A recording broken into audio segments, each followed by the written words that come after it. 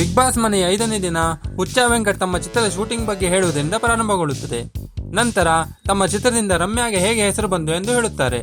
ಅದನ್ನು ಕೇಳಿ ಪೂಜಾ ಗಾಂಧಿ ರಮ್ಯಾ ತಮ್ಮ ಗೆಳತಿ, ಅವರ ಬಗ್ಗೆ ಮಾತನಾಡುವುದು ಸರಿಯಲ್ಲ ಎಂದು ಎದ್ದು ಹೋಗುತ್ತಾರೆ.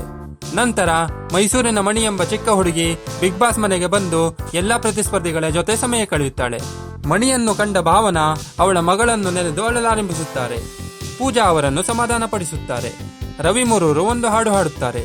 ಹುಚ್ಚ ವೆಂಕಟ್ ಅದನ್ನು ಇಷ್ಟಪಡುತ್ತಾರೆ. ನಂತರ ಇಬ್ಬರು ಸೇರಿ ಚಹಾ ಮಾಡಲು ಹೋಗುತ್ತಾರೆ. ಅಲ್ಲಿ ರವಿ ಪೂಜಾ ಗಾಂಧಿ ಮಾತನಾಡುವ ಭಂಗಿಯನ್ನು ತೋರಿಸುತ್ತಾರೆ. ಅದನ್ನು ಕಂಡ ಹುಚ್ಚ ವೆಂಕಟ್ ನಗುತ್ತಾರೆ. ಇನ್ನೊಂದು ಸಲ ಅನುಕರಿಸುವಂತೆ ಹೇಳುತ್ತಾರೆ. ನಂತರ ಮಣಿ ಎಲ್ಲರನ್ನು ಲಿವಿಂಗ್ ಏರಿಯಾದಲ್ಲಿ ಕುಳಿಸಿ ಪೂಜಾ ಗಾಂಧಿಯನ್ನು ಕರೆದು ಮಾಲಾಶ್ರೀಯ ಕೂಗು ಕೋಳಿಗೆ ಖಾರ ಮಸಾಲೆ ಹಾಡಿಗೆ ಡ್ಯಾನ್ಸ್ ಮಾಡುವಂತೆ ಹೇಳುತ್ತಾಳೆ ಮತ್ತು ಆನಂದನ್ನು ಕರೆದು ಉಪೇಂದ್ರ ಅವರ MTV ಸುಬ್ಬಲಕ್ಷ್ಮಿ ಹಾಡಿಗೆ ನಟಿಸುವಂತೆ ಹೇಳುತ್ತಾಳೆ. ಮಧ್ಯಾಹ್ನ ಪೂಜಾ ಗಾಂಧಿ ಗಾರ್ಡನ್ ಏರಿಯಾದಲ್ಲಿ ತನ್ನನ್ನು ಮದುವೆಯಾಗುವ ಗಂಡು ಹೇಗಿರಬೇಕು ಎಂದು ಶೆಟ್ಟಿ ಹತ್ತಿರ ಹೇಳುತ್ತಾಳೆ. ಇನ್ನೊಂದೆಡೆ ಹುಚ್ಚ ವೆಂಕಟ್ ತಮ್ಮ ಬಗ್ಗೆ, ಅವರ ಮೊದಲ ಸಂಬಳದ ಬಗ್ಗೆ, ತಂದೆಗೆ ಚಪ್ಪಲಿ ಕೊಡಿಸಿದ ಬಗ್ಗೆ ಇತ್ಯಾದಿ ಜೀವನ ಚರಿತ್ರೆಯನ್ನು ರೆಹಮಾನ್ ಹತ್ತಿರ ಹೇಳುತ್ತಾರೆ.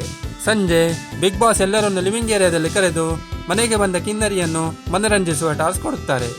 ಅದಕ್ಕೆ ಪ್ರಕಾರ ಮಾಸ್ಟರ್ ಆನಂದ್ ಏಕಪಾತ್ರಾಭಿನಯ ಮಾಡಿ ತೋರಿಸುತ್ತಾರೆ.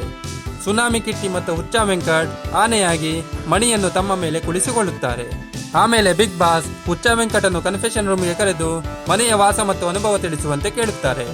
ಅದಕ್ಕೆ ತಕ್ಕಂತೆ ವೆಂಕಟ್ ತಮ್ಮ ಅನುಭವವನ್ನು ಹೇಳುತ್ತಾರೆ. ಹೆಣ್ಣು ಮಕ್ಕಳನ್ನು ಎಲ್ಲರೂ ಗೌರವಿಸಬೇಕು ಎಂದು ಹೇಳುತ್ತಾರೆ. ಮೆಡಿಟೇಷನ್ ಟಾಸ್ಕ್ ಮಾಡದಿರುವ ಬಗ್ಗೆ ಕ್ಷಮೆ ಕೇಳುತ್ತಾರೆ. ರಾತ್ರಿ ಶ್ರುತಿ, ಭಾವನಾ ಮತ್ತು ಮಾಧುರಿ ಎಲಿಮಿನೇಷನ್ ಬಗ್ಗೆ ಮಾತನಾಡಿಕೊಳ್ಳುತ್ತಾರೆ.